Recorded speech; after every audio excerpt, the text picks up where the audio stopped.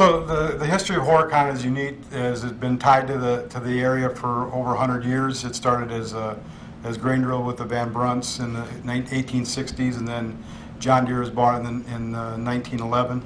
And Horicon factory is very unique from the standpoint that we're the only factory in the Deere chain that doesn't make the original product that the factory was invented for or created for. So we started with grain drills, but then in the early 1960s we moved to the riding lawn equipment with the 110. And the Horicon and its employees have a uniqueness of inventiveness and creativeness that has created the riding lawn equipment, front mount mowers, compact tractors. We even had bicycles here that we sold for a while. We're in snowmobiles for a while until we are today's riding lawn equipment, the zero-turn mowers, and the utility vehicles that we produce here. So the history, the inventiveness, the creativeness of the employees has really made this a unique factory and a unique business that's allowed it to survive 100 years and is the basis that will be hopefully the 100 years to come. Hi, I'm Brian Braff, President of Local Lodge 873 of the Machinists Union. We represent the workers at John Deere Horicon Works since 1955. The people here have passed on a great tradition of pride and quality in their craftsmanship, and that's displayed ever since the 110 all the way to the products we build today. John Deere is very involved in the community. It's very involved in getting ideas from its workforce.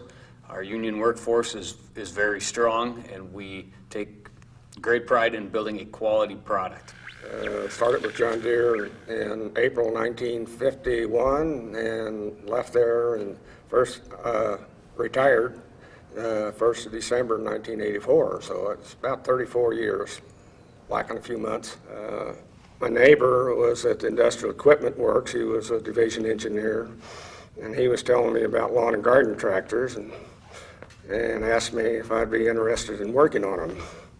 So I said yes, and then I started working at the Industrial about the middle of July, 1962.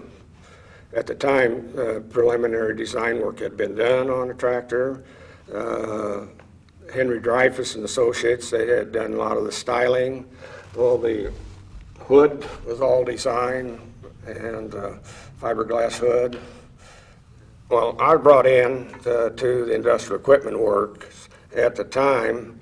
My responsibility was to work on the drivetrain, the variable speed drive, and et cetera. So we did this preliminary design, and at the time we built two prototypes. One prototype, which had the variable speed drive as the 110 originally went into production, and the other was, instead of the variable speed assembly in the between the rear output and the engine, it had a set of fixed pulleys. Well, the preliminary design work was done at the John Deere Industrial Equipment Works in Moline, Illinois in 1962.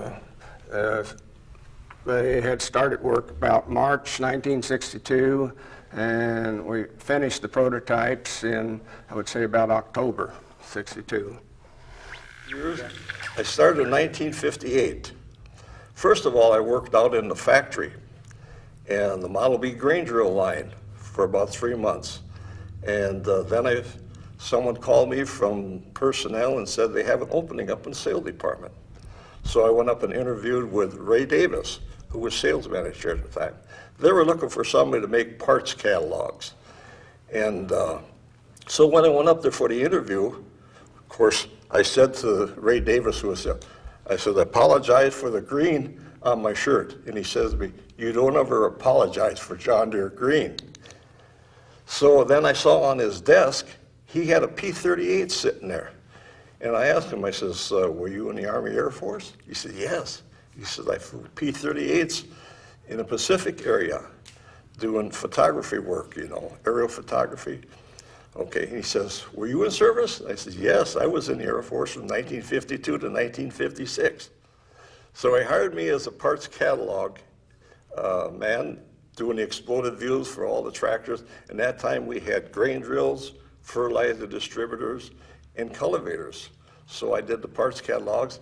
And then in 1963, when the 110 tractor came out, I did the original 110 tractor parts catalog with the exploded views. And later on in that year, in July, when all the distribution of the first 110s went out to the branch, I was one of the 5 factory representatives that went out and to introduce the tractor to our dealers. At first, I thought when we got out of the cultivated grain reels and cultivators, I mean, those were essential things. And I thought, well, geez, you know,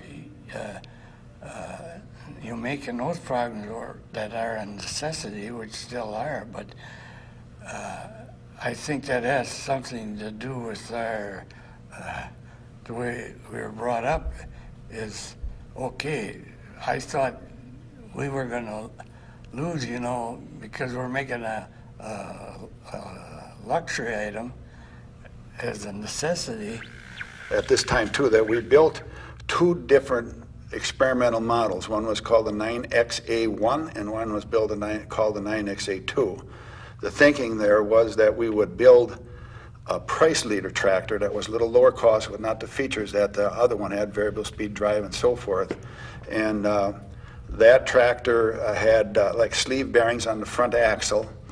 It had no variable speed drive, and I have a clutch here. This was an experimental clutch that one of our engineers made for the tractor, and it fit on the transmission in the back, and then of course this pulley went up to the engine.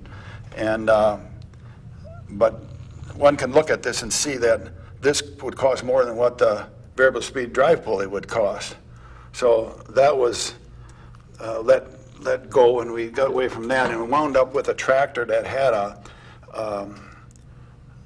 like a stepped pulley in place of where the variable speed drive pulley was, with a belt running to the back. It's still using the same belt probably, and then the one running from that other step pulley to the engine, and that belt was clutch. When you push in the pedal, the thing would go forward and declutch it. But there again, wasn't much difference in cost of any of that stuff, and they decided that we'll just go with one tractor. And I was fortunate enough to join the Horicon Works team in January of 1959. And the reason I was hired in 1959 is that the factory had just come off its first ever strike. And one of the conditions of the settlement was that they would hire like 4 or 6 new time study engineers. So my first assignment was to learn how to be a time study engineer. Didn't know how to spell it, but we got the job done. And a couple of years later, I was asked to go to supervise the welding department, where these were older welders and so on, which was a good opportunity. But at that time, I could never guess that when I got the phone call to come over to the personnel office in January, or not January, it was about March of 1963, and they said, this is an assignment, you will accept assignment, you don't have a decision. And I asked kind of a germane question of, why would you want a young supervisor on a new product line? And they said, well, we'll tell you that later. So later came around, and I found out that the entire workforce was going to consist of half experienced people from the factory, and the other half, amounting to about 10 or 12, were college students, either in college or going to college. And then I said, now I know why you wanted a younger supervisor. Job title was photographer, plant photographer. So I did everything from taking shots of different activities, machinery in the factory, as well as at that time it was grain drills and cultivators. And back then we did paint lighting. did everything by painting the whole photograph. Not setting up lights or anything like that, but just using a regular photo flood.